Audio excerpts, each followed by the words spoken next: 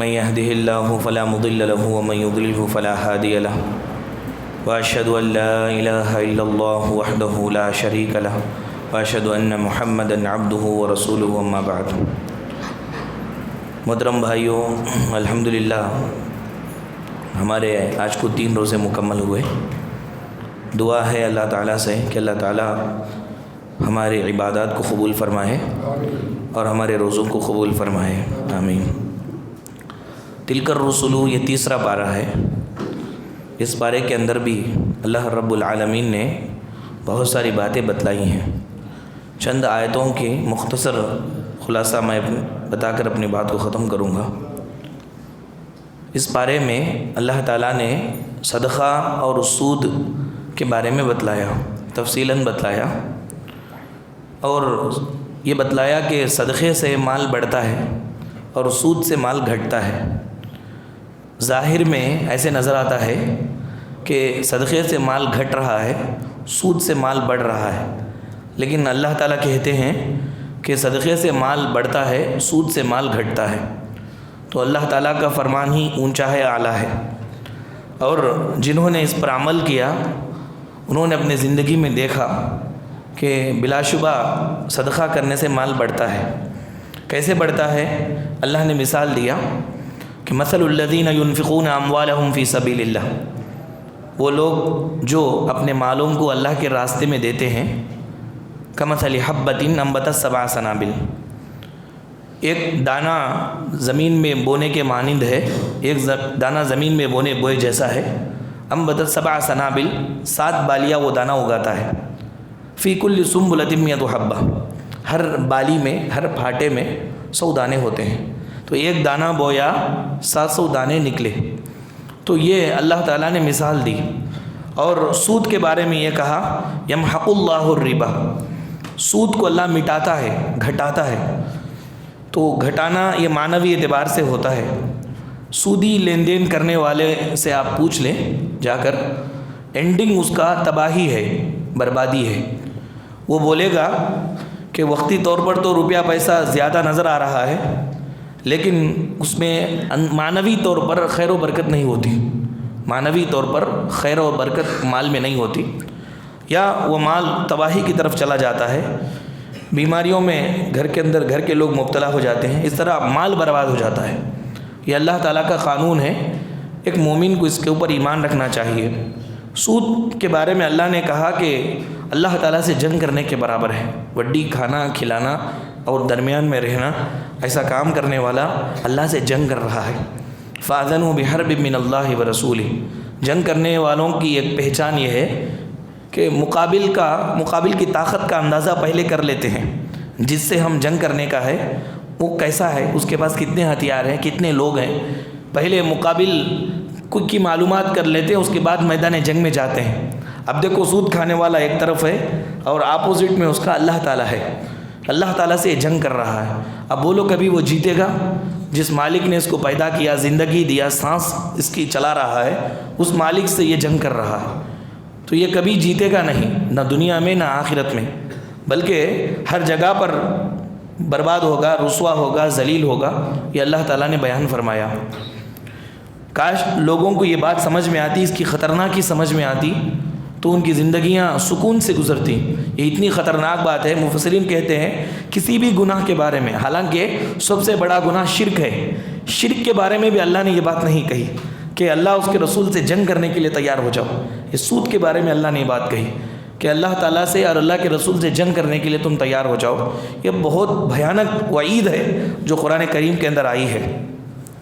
اس کے بعد اللہ تعالیٰ نے اپنی ایک صفت کا اظہار کیا تیسرے پارے میں، 2-3 واقعات کے ذریعے۔ اللہ کی ایک صفت ہے قدیر، قدیر کے معنی قدرت والا، اللہ بڑی قدرت والا ہے۔ تو قدرت کی مثالیں اللہ تعالیٰ نے دی۔ اس میں ایک مثال دی حضرت عزیر علیہ السلام کی۔ جا رہے تھے ایک کسی گاؤں کے اندر اور دیکھا گاؤں پورا اجڑا ہوا تھا، تو انہوں نے کہا کہ اے اللہ، یہ گاؤں کو تو ختم کر کے پھر کیسے جلائے گا گاؤں والوں کو؟ تو اللہ تعالیٰ نے 100 سال تک ان کو موت دے دی۔ عزیر علیہ السلام 100 سال تک مر گئے۔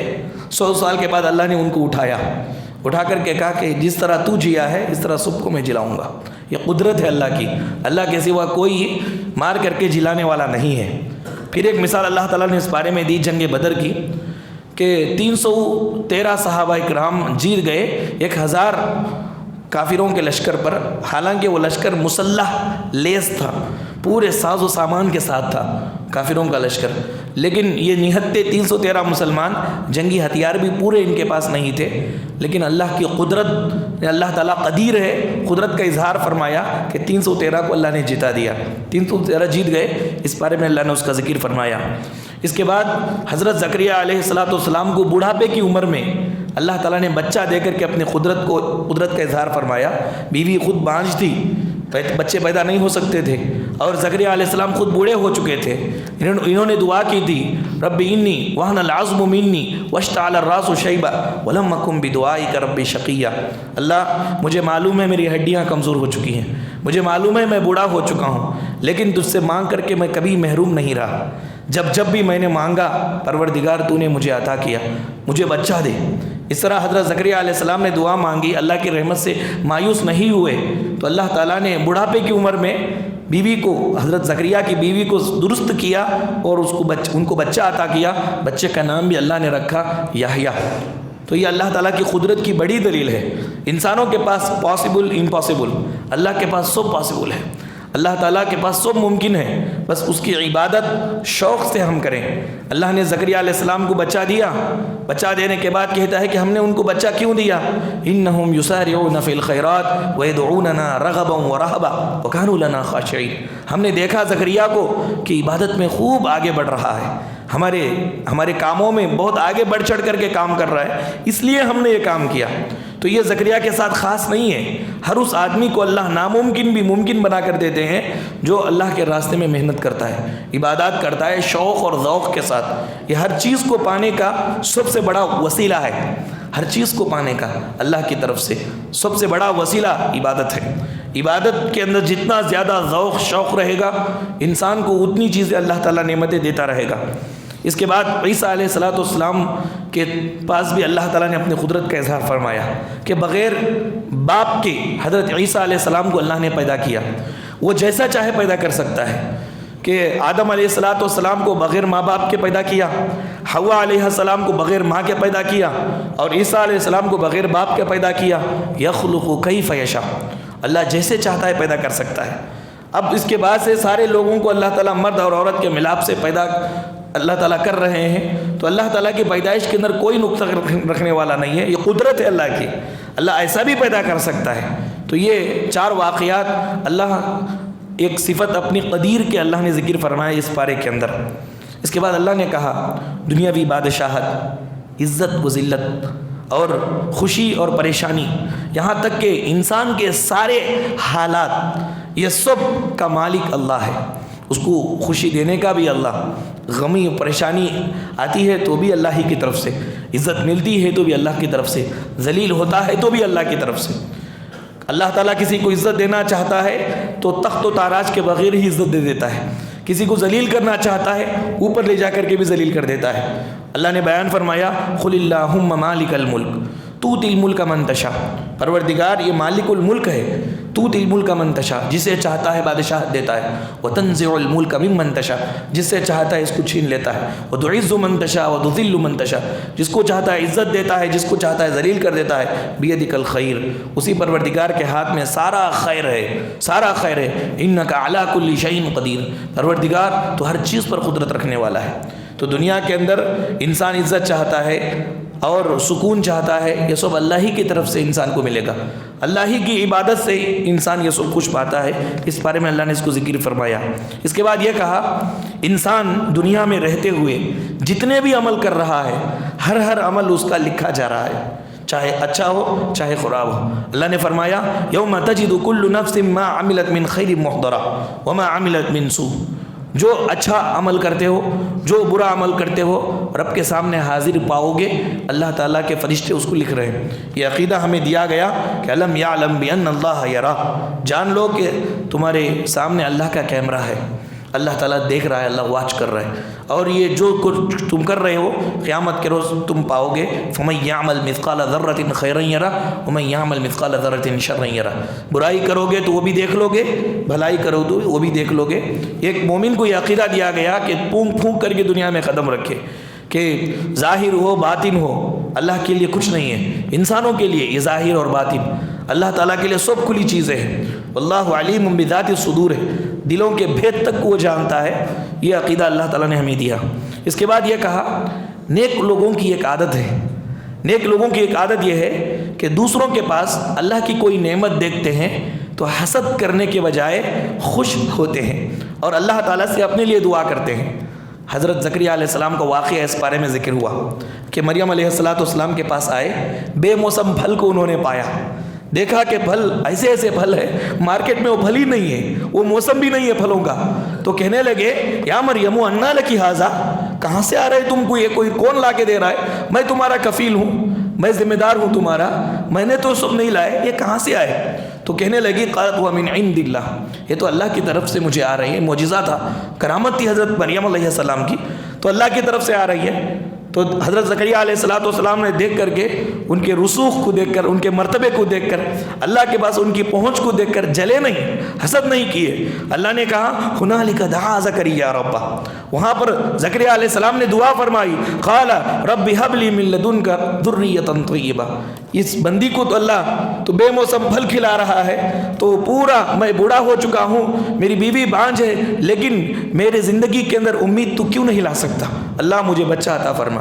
دیکھو یہ نیک لوگوں کی پہچان ہے، کسی کی نعمت کو دیکھ کر کے جلتے نہیں ہیں بلکہ خوش ہوتے ہیں اور اپنے لیے اللہ سے دعا کرتے ہیں کہ جس طرح ان کو دیا اللہ، ان کو تو ہی دیا ہے، مجھے یہ چیز کی ضرورت ہے، مجھے عطا فرما. یہ ایک صفت ہے نیک لوگوں کی. اس کے بعد اللہ تعالیٰ نے ایک اہم بات بتائی مریم علیہ السلام کے ذکر میں. دیکھیں جس قدر انسان اپنے رب کے کاموں کی خدمت کرتا ہے، جس قدر انسان اپنے رب کے کاموں کی خدمت کرتا ہے، اسی قدر انسان اس کی خدمت کرتے ہیں. بہت سارے لوگ اس آدمی کی خدمت کرتے رہتے ہیں جو آدمی اللہ کے دین کی خدمت کرتا ہے. حضرت مریم علیہ السلام یہ بیت المقدس کی خدمت کیا کرتی تھی، بیت المقدس کی خدمت کیا کرتی تھی. حضرت مریم علیہ السلام جھاڑو دیتی تھی، پاک صاف رکھتی تھی، تو یہ بیت المقدس کی خدمت کرتی تھی. جب ان کی خدمت کی باری آئی تو خورا ڈالا گیا کہ کون اس کی ذمہ داری لے گا. کتنے لوگ آ گئے کہ مریم کی دیکھ بھال میں کروں گا، مریم کی دیکھ بھال میں کروں گا. بہت سارے لوگ آ گئے.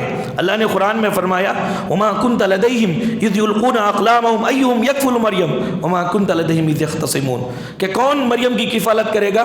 جھنڈ کے جھنڈ لوگ آ گئے کہ میں کروں گا، میں کروں گا، میں کروں گا.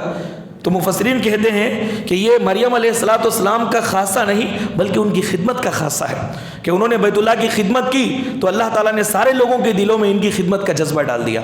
تو اللہ کے دین کی خدمت میں جتنا زیادہ ہم آگے بڑھیں گے، انسان ہماری خدمت اتنا کرتے رہیں گے. یہ اللہ کی طرف سے وہ بھی چیز ہوتی ہے جو ان کے دلوں میں ڈال دی جاتی ہے. اس کے بعد اللہ تبارک و تعالیٰ نے بیان فرمایا کہ سارے جہانوں کی سب سے بڑی کامیابی کیا ہے. ہم اپنے طور پر کامیاب کس کو کہتے ہیں؟ کسی کو جاب مل گئی یا کوئی آدمی اپنے امتحانوں میں کامیاب ہو گیا، کسی کو کچھ مل گیا، کسی کو کچھ مل گیا، یہ کامیابی ہم سمجھتے ہیں. لیکن میرے بھائی یہ سب عارضی ہے. اصل کامیابی یہ ہے کہ انسان جہنم سے بچ کر کے جنت میں چلا جائے. اللہ نے اس بارے میں بیان فرمایا فمن زحزح عن النار وادخل الجنة فقد فاز، کہ جو جہنم سے بچا کر کے جنت میں داخل کر دیا گیا یہ کامیاب ہو گیا. یہ حقیقی کامیابی ہے، یہ اصل کامیابی ہے کہ جنت میں چلا جانا، حیات جاویدہ، ہمیشہ کی زندگی میں انجوائمنٹ مل جانا، یہ اصل کامیابی ہے. عارضی دنیا کب انسان کی جان چلی جائے گی، اس کے اندر بہت کچھ مل جائے، یہ کوئی کامیابی نہیں ہے. یہ تیسرے بارے میں اللہ نے اس کو بیان فرمایا. اس کے بعد غزوہ احد کا ذکر فرما کر بہت سارے سبق مسلمانوں کو دیے گئے. پہلا سبق یہ دیا گیا مومن ہے تو آزمائش ضرور ہوتی ہے، کسی بھی طرح سے آزماتے اللہ تعالیٰ. آزمائش سے ڈر کر کے ایمان چھوڑنا نہیں ہے. آزمائش جہاں ہوتی ہے وہاں سے نکل کر کے بھاگ کر جانا نہیں ہے. وہیں پر ایمان پہچانا جاتا ہے کہ اس کے اندر ایمان کتنا ہے. اللہ تبارک و تعالیٰ آزمائش کی بھٹی میں تپاتے ہیں، تپ کر کے جو چمکتا ہے اللہ کے نزدیک قدر والا پاتا ہے. ایک شاعر کہتا ہے آزمائش نشان بندگان محترم، جانچ ہوتی ہے انہی کی جن پہ ہوتا ہے کرم، اللہ کا کرم جن پہ ہوتا ہے انہی کی جانچ ہوتی ہے۔ اس کے بعد اللہ نے یہ کہا کہ اللہ تعالیٰ نے جو لکھ دیا ہے بندے کے نصیب میں، اس کو لیے بغیر بندہ فوت نہیں ہو سکتا دنیا سے۔ ایک لقمہ بھی اگر ہمارے نصیب میں لکھا ہوا ہے، وہ کھائے بغیر ہم دنیا چھوڑ کر کے نہیں جا سکتے۔ جو نصیب میں لکھا ہوا ہے وہ مل کر کے ہی رہے گا۔ پھر اس کے بعد یہ کہا کہ مشکلات میں اللہ تعالیٰ مومنوں کے دلوں کے اوپر سکینت نازل فرما کر ان کے دلوں کو مطمئن کرتے ہیں۔ کوئی بھی مشکل آ جائے، جنگ کی مشکلات ہو، گھریلو مشکلات ہو، معاشرتی مشکلات ہو، مومن ہے اللہ کی طرف سے سکینت اترتی ہے، دل سکون پاتا ہے۔ اس کے بعد اللہ نے کہا اللہ اس کے رسول کی نافرمانی اگر کریں گے تو بہت دفعہ ایسا ہوتا ہے کہ اللہ اس کے رسول کی نافرمانی کی سزا انسان کو فوراً مل جاتی ہے۔ بہت دفعہ ایسا ہوتا ہے۔ جنگ احد میں ہوا تھا، اللہ کے رسول صلی اللہ علیہ وسلم نے صحابہ اکرام کو جب ایک پہاڑ پر رکایا تھا کہ جب تک جنگ ختم نہ ہو جائے میں نہ بلاؤں واپس، تم نہ آنا۔ لیکن صحابہ اکرام نے دیکھا کہ کافر ہار رہے ہیں، مسلمان مال غنیمت کو لوٹنے میں پڑے ہوئے ہیں، تو وہاں پر اپنا مقام چھوڑ کر کے نکل کر آ گئے۔ تو جنگ پوری جو جیتی تھی صحابہ اکرام نے پورا بدل گئے، اور کفار پیچھے سے آ کر کے تیر مارنے لگے۔ 70 صحابہ شہید ہو گئے، 70 صحابہ شہید ہو گئے یہ رسول کی نافرمانی کی وجہ سے۔ اسی طرح ایک آدمی کھڑے ہو کر کے دائیں ہاتھ سے بائیں ہاتھ سے کھانا کھا رہا تھا، رسول اللہ صلی اللہ علیہ وسلم کا گزر ہوا اور اللہ کے رسول نے کہا کہ سیدھے ہاتھ سے کھاؤ کھانا۔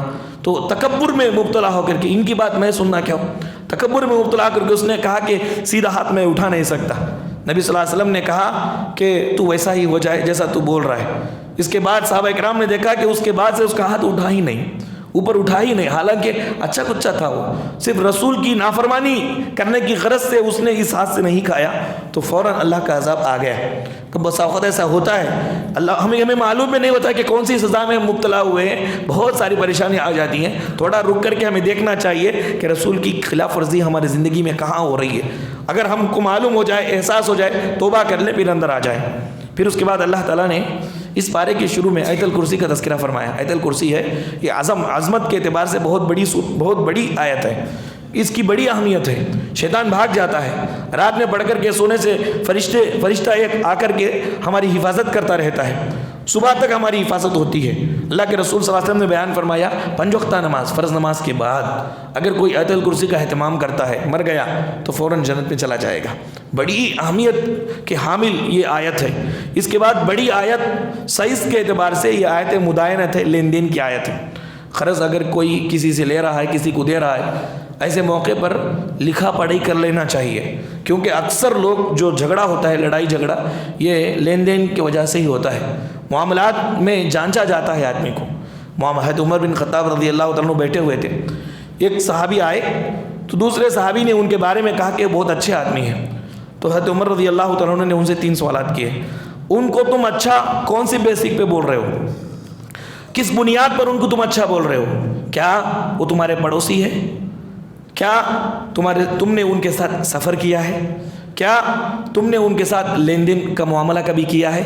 انسان کی اچھائی یا برائی یہ 3 جگہ پہ معلوم ہوتی ہے کہ پڑوسی ہے، دور کے پہاڑ بڑے ہموار نظر آتے ہیں، آدمی کہیں دور دور جائے گا، بڑی بڑی اچھی اچھی باتیں بولے گا، اس کی حقیقت دیکھنا ہو تو گھر والوں میں آ کر کے دیکھے، بیوی سے پوچھے، اس کے ماں سے پوچھے، اس کے بچوں سے پوچھے، یا اس کے اڑوس پڑوس سے پوچھے کہ یہ کیسا رہتا ہے، تو اس کی حقیقت پڑوسی جانتا ہے۔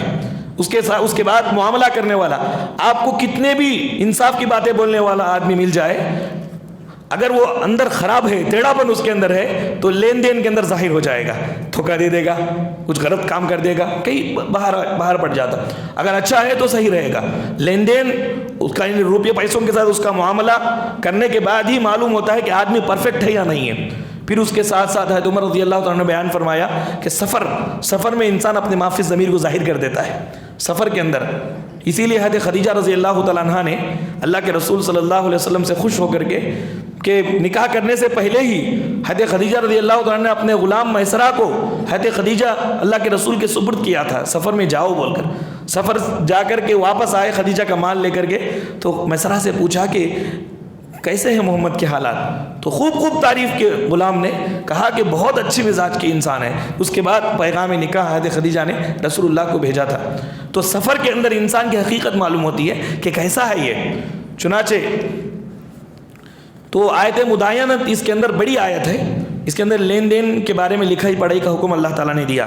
اس کے بعد کہا کہ عقل مند لوگ کیا دعا کرتے ہیں، ہم عقل مند ہیں تو یہ دعا ہمیں کرتے رہنا چاہیے۔ فرمایا ربنا لا تزغ قلوبنا بعد اذ هديتنا وهب لنا من لدنك رحمة انك انت الوهاب، پروردگار لا تزغ قلوبنا، ہمارے دلوں کو مت پھیر اللہ، بعد اذ هديتنا، صحیح راستہ بتانے کے بعد، صحیح راستہ مل جانے کے بعد ادھر کی ادھر کی باتوں کو سن کر کے ہمارے دلوں کو مت پھیر مولا۔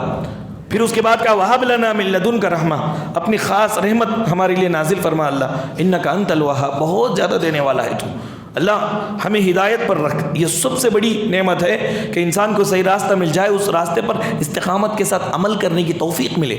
استقامت کیا، ڈوڈو ادھر ادھر گھومتے رہتے ہیں لوگ، ادھر کچھ میٹھی باتیں نظر آئی ادھر چلے گئے، ادھر کچھ میٹھی باتیں نظر آئی ادھر چلے گئے۔